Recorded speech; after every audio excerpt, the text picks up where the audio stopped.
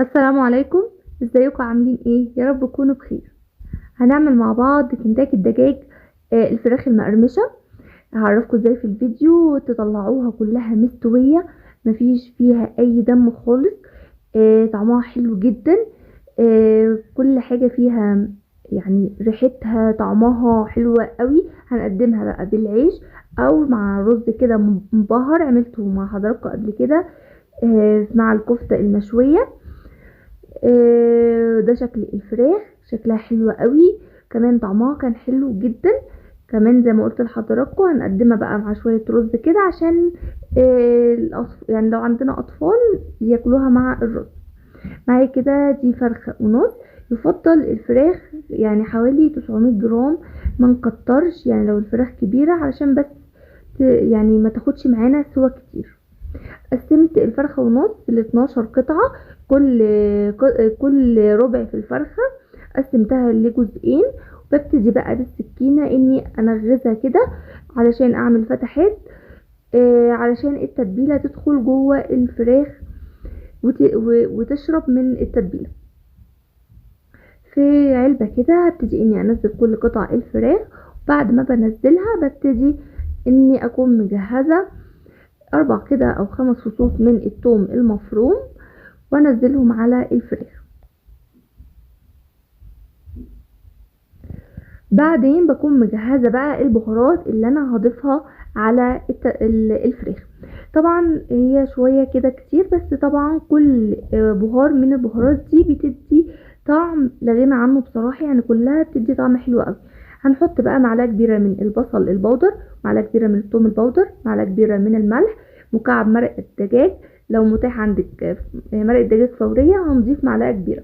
هنضيف كمان معلقة صغيرة من الزنجبيل ومن الزعتر، فلفل اسود، ملح، ليمون، وشطة وبابريكا. الشطة طبعا اختياري لو انت بتحبيها. هضيف كمان عليها كوباية كده من اللبن، بسيب بس شوية بدوب فيهم مكعب مرقة الدجاج. وكمان بضيف كوباية من اللبن الرايب.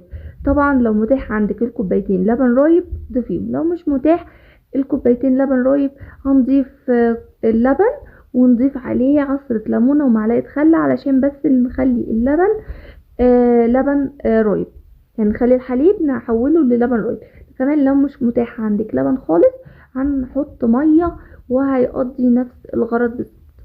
هقلب بقى كلهم كده مع بعض لحد ما كل قطع الفراخ تتشرب من التتبيلة، وبعدين بغطيها بقى واسيبها ليلة كاملة في التلاجة، علشان يعني كل ما بتقعد في التلاجة كل ما بتدي نتيجة طبعا افضل، واللحمة بتشرب من التتبيلة وبيكون طعمها حلو قوي. طبعا كل البهارات اللي انا قلتها هسيبها لحضراتكم في صندوق الوصف، علشان يعني تسهل عليكم انكم يعني تنقلوها بسهولة. بعد ليلة كاملة ده شكل بقى الفراخ. هبتدي اني اطلعها كده، اصفيها يعني من التتبيلة اللي كانت فيها، طبعا علشان بس اللبن الرايب بيلزق طبعا في الفراخ، فلو عندك لبن هيتشال طبعا بسهولة. هنزلها. طبعا انا كنت مستعجله فما حطيتهاش على مصفى، المفروض تطلعيها كده على مصفى وتسيبيها لحد ما تتصفى خالص من التتبيله دي. انا همسحها كده بالفرشه وبعدين همسحها بمناديل مطبخ، بجففها علشان بس اشيل اي حاجه من التتبيله لازقه فيها. بعد ما بخلصها كلها ببتدي اني اجهز بقى طبق عميق، واجهز 3 كوبايات من الدقيق. كل كوباية دقيق عليها ربع كوباية من النشا، فاحنا هنضيف هنا 3 كوبايات من الدقيق، هنضيف عليهم 3/4 كوباية من النشا، وكمان هنضيف عليهم نفس البهارات اللي احنا ضفناها قبل كده مع زيادة مكون واحد. خلاص هنا بضيف 3/4 كوب من النشا، هدوبهم بقى مع بعض، وبعدين هضيف بقى التوابل: معلقه كبيره من الثوم البودر، معلقه كبيره من البصل البودر، معلقه كبيره من الملح، وبودره مرقه الدجاج معلقه برضو كبيره، وهنضيف معلقه صغيره من كل من بودره المستردة، البابريكا، فلفل اسود، لو متاح عندك فلفل ابيض ضيفيه، هنضيف برضو شطه لو انت حباها، هنضيف زنجبيل وبيكنج باودر، هضيف نص معلقه صغيره من البيكنج باودر. هقلبهم بقى كويس جدا عشان كل النشا والدقيق يمتزجوا كويس جدا بالبهارات اللي انا ضفتها.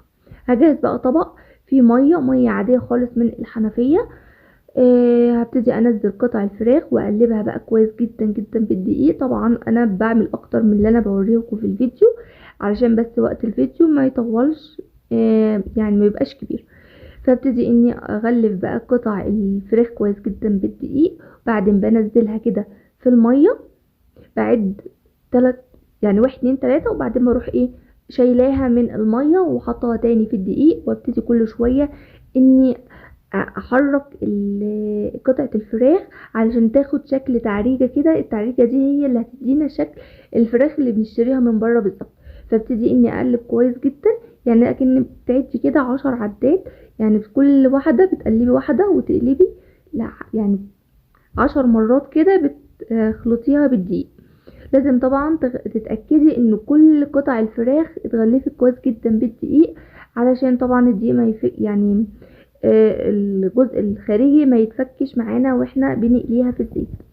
طبعا هنقليها لازم يكون زيت غزير سخن جدا جدا، عشان لو بارد هتبتدي القشرة اللي احنا جهزناها بالدقيق هتبتدي ان هي تتشال خالص من قطعة الفراخ، وطبعا هيبقى شكلها وحش قوي وهنبقى زعلانين طبعا ان احنا بوظنا حاجة. زي ما حضراتكم شايفين كده، طبعا احنا ممكن نعملها مرة او 2 و3 في قلب المية دي، يعني ممكن كل شوية في الدقيق ونرجع نعملها في المية ونرجع نعملها في الدقيق مرة تانية. بعد ما بخلص الجزء بس اللي هحطه في الطاسة، يعني انا هحط مثلا 2، دول الاتنين اللي انا هغلفهم بالدقيق. هحط 3 هغلفهم بس بالدقيق، يعني اسيب باقي الكمية كل جزء بغلفه وقت ما خلاص هاجي احطه في الطاسة. ده زيت غزير طبعا، انا حطيت هنا 3، حطيت واحدة يعني بعدهم.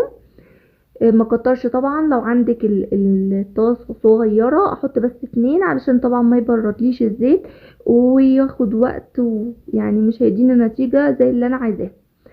بعد ما خلاص بقى ده بياخد حوالي ربع ساعة، يعني هو اول 5 دقايق بس بسيبها على نار عالية علشان الغلاف الخارجي يتشمع كويس جدا، وبعدين بوطي بقى النار واسيبها تستوي براحتها خالص. بتاخد ربع ساعة. طبعا الصدور بتستوي اسرع من الوراك، يعني بحوالي دقيقتين مثلا، بس يعني كلها مستوية وكلها طعمها حلو قوي وريحتها حلوة جدا. وزي ما انتوا شايفين لونها كمان حلو جدا ومقرمشه قوي من بره. ما لحقتش ان انا افتحها، كنا مستعجلين بصراحه، كان وقت الغدا بقى. وزي ما انتوا شايفين شكلها تحفه. قدمتها كمان مع الرز زي ما قلت لحضراتكم، عشان لو عندنا اطفال ياكلوها بقى مع الرز هتعجبهم قوي. ويا رب بقى الفيديو يعجبكم، وما تنسوش اللايك، واشوفكم فيديو جديد، ومع السلامه.